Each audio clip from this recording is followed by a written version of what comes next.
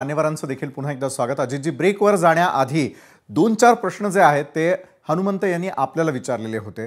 त्यांच्या म्हणण्यानुसार कधीपर्यंत समाजामध्ये अशाच प्रकारे काही वाद हे तेवत ठेवले जाणार आहेत? आता तरी कुठेतरी तोडगा येणं आवश्यक आहे आणि महाराष्ट्र धर्माचं सगळ्या बांधवांनी, महाराष्ट्रातल्या प्रत्येक जनतेनं पालन करण्याची वेळ आहे। मात्र समाजामध्ये आरक्षणाच्या मुद्द्यावरून असलेली धग आणखी वाढू नये यासाठी सरकार हे आव्हान कसं पेलेल आणि काय आवाहन करेल? अजितजी, नाही, हनुमंतरावजींनी विचारलेल्या काही आक्षेपांना मी उत्तर देतो। ते असं म्हणाले की सरकारमधल्या 2 ज्येष्ठ मंत्र्यांमध्ये एकवाक्यता का नाही। हनुमंतरावजी, 3 पक्षांचं सरकार आहे, आम्ही महायुतीमध्ये एकत्र सत्तेमध्ये आहोत।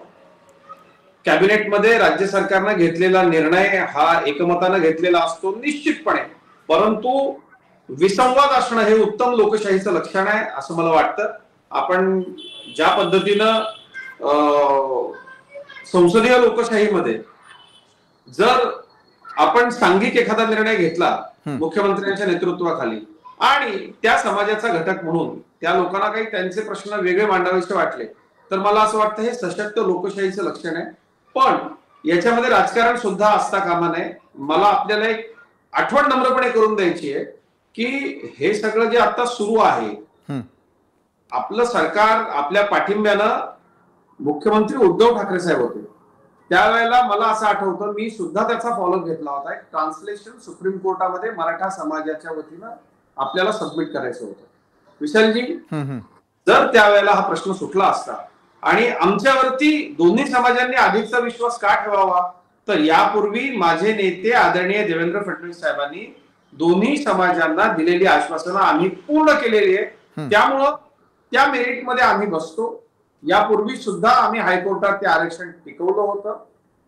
न टिकलेल्या आरक्षणाच्या बाबतीमध्ये ट्रान्झिटमध्ये जी सगळी आमची मंडळी अडकली होती त्या सगळ्यांना न्याय देण्याचं काम माझे नेते देवेंद्रजींनी केलं। 2.5 वर्षाच्या काळात उद्धव ठाकरे साहेब ते करू शकले नाही, हे सत्य आहे।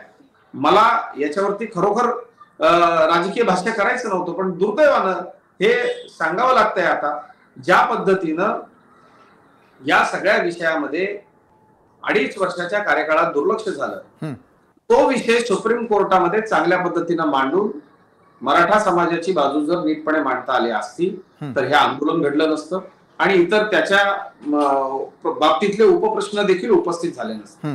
परंतु ठीक आहे, आम्ही यशस्वी झालो, आम्ही सगळ्या समाजाचं काम केलं, म्हणून लोकांनी आम्हाला पुन्हा निवडून दिलं आणि नम्रपणे या दोन्ही समाजांच्या अडीअडचणी सोडवण्याच्या संदर्भामध्ये सरकार प्रामाणिकपणे काम करते। याच्यामध्ये आमच्या विरोधी पक्षाच्या मित्रांच्या सुद्धा सूचना, कारण हा राजकारणाचा विषय नाही असं आम्ही मानतो, त्या सुद्धा आम्ही विचारामध्ये घेतो। सर्व सिनियर लीडरशी तिन्ही पक्षाचे नेते विरोधी पक्षाच्या सर्व नेत्यांच्या संपर्कामध्ये आहेत, त्यांच्या सुद्धा सूचना याच्यामध्ये घेणं गरजेचं आहे, कारण हा समाजाचा निर्णय आहे, हा सरकार म्हणून घ्यायचा निर्णय आहे। सगळ्यांनी सोबत येऊन याच्यामध्ये काम केलं पाहिजे असं आम्हाला वाटतं। फक्त विशालजी, दुर्दैवानं याच्यामध्ये काही लोकांना असं वाटतं की आपण आपल्या राजकारणाची पोळी भाजून घ्यावी आणि ती मंडळी बुद्धिभेद निर्माण करून 2 समाजामध्ये तेढ निर्माण करण्याचं काम करतायत। कुणाकडे आपला इशारा?